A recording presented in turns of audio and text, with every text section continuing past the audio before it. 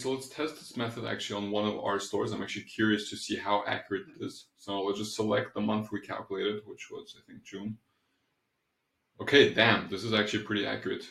Yeah, I really think that this is actually the most accurate method I found so far to determine the revenue of any Shopify store. So I want to discuss two of the most effective methods to determine the revenue of any Shopify store. This is, I think, a very powerful tool for competitor research. So if there's any Shopify store out there that you're curious about what the revenue is, I think those two methods, especially in combination, can be very effective. And I think the first thing I want to emphasize is that I'm sure you've played around with tools like Alexa PageRank, SEMrush, SimilarWeb, etc., etc. There's a bunch of them. They are not accurate for smaller stores. You can literally test them on your own store. If your store is making less than like 5 million a year in revenue, they're just not that accurate because what they really do is they estimate your traffic, and that to some extent, again, depending on the science, can be somewhat accurate or not. But how that traffic then converts into sales is not that accurate with those tools. So we need to find something better. So let's start with the inventory hack. I'll show you with an example. I think that's really how you understand it best. So we first find a store that we're curious about, right? Let's say, and I already picked this example, it's this coffee store. So this is a nice coffee store. It's a Shopify store, by the way. So step number one is there's a very simple trick. I mean, most people I think already know about it. If you press F12 and you're on the Elements tab, right? If you just Control F and you type in Shopify, you can see if it's a Shopify store or not, right? Because essentially if you use apps or the theme or there's many other things, right? Where if you just Control F and Shopify shows up, you know it's a Shopify store. So that's step number one. We've determined it's a Shopify store, so we know that those methods will work. What do? We then do step number two. That's another small trick. So you copy this ending, and this works for any Shopify store.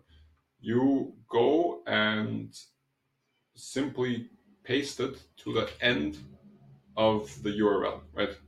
And what this does, this URL automatically gives you the best-selling products of that store. And I'll explain in a second why that's important. But if a store has many products, you want to first determine what the best-selling products are, right? Because then you'll be able to determine the revenue from there, because you know, okay, for example, this is their best-selling product. Now, this is not something they can hide. This is just a filter built into Shopify, right? So if you if you filter by best-selling products, it's just going to give you best-selling products based on the data that the Shopify backend system has. Okay, so what do you do next? You actually max out the add to cart option in terms of quantity.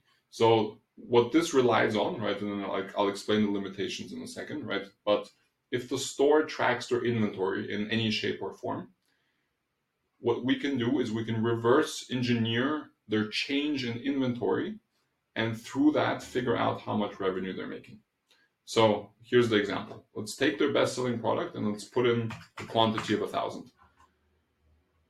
And you'll see in a second why. And it can be a higher number, right? But you'll see the point. And if you press checkout, what happens, and this is not specific to that store, right? This is a thing that Shopify does automatically if you track inventory, is it says quantity update. And it says, look, this store doesn't have 1,000 units in stock. It actually only has 34 units in stock. And that's very valuable information, right? So we know this store has 34 units in stock, according how they track it, right? And again, they might be tracking it incorrectly, and I understand all of that. So I'll explain to you how you can also work around those limitations. But here's the powerful thing. You can, for example, do the exact same thing the next day with the store, right? You can again max out their add to cart for this button, and you'll see, okay, they don't have 34 units left, they might only have 27 units left. And then you know that in that one day, in that 24-hour time period, right, they actually sold 7 units, for example, because the inventory dropped from 34 to 27. And then you can do that for every single of their top selling products, right? And if you do a little bit of math, right, actually get a very accurate estimate of how much revenue they make. And this is extremely powerful. Of course, if they're drop shipping and things like that, right, they might not be even having inventory. But here's the thing, if they still track their inventory, and if they're in their settings, they don't have the tick box selected, continue selling even when out of stock, right? This actually works because the only thing you need to see is the rate of change. The starting point and the end point of the inventory could be completely incorrect, right? But if you essentially do this test, 1 week apart or 1 day apart or whatever you want to do, right? The rate of change is what matters. And that is the first method to start determining the exact revenue of any Shopify store. So the inventory hack is effective for many stores, but it has its limitations, and those are really centered around how the store tracks its inventory, as mentioned.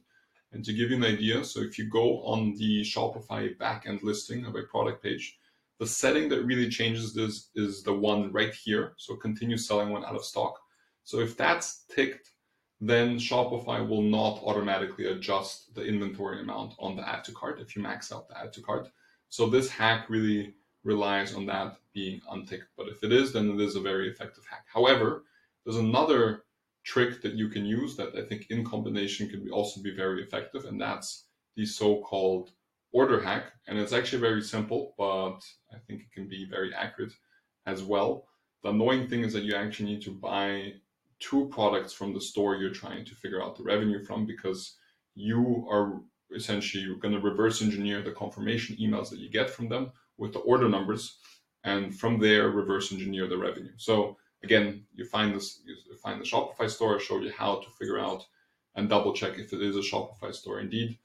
Then you find the cheapest product you can buy, unless you want to buy a different product that you think you want to order as a sample anyway, right? And then you make 2 orders. And what happens, so just to also give you an example here, so this person made 2 orders in the same store 3 days apart, right? So you can see here we have order number 1, January 13th, right? And then order number 2 is January 16th right here. And what Shopify does, right, it automatically sends you a confirmation email with the order number. And there's actually a setting that you can change in your backend to specifically change the way those numbers are calculated, right?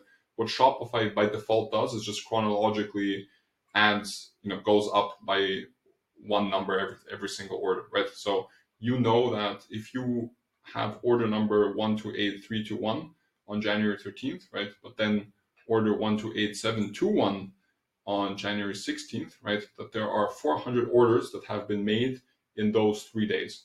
And that is how you can reverse engineer the revenue of that store as well. You then know, again, from the previous trick that I showed you, right, how to find the best-selling products and how to determine their AOV, their average order value, because you know the prices and you know their shipping revenue.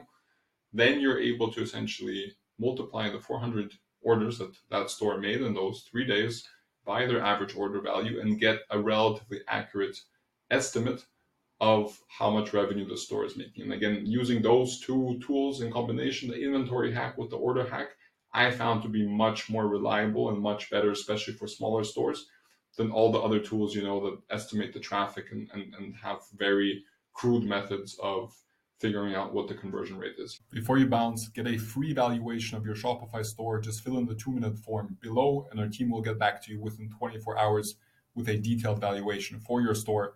Also, check out other free resources on our website, artikunooptimization.com, to automate and scale your Shopify store.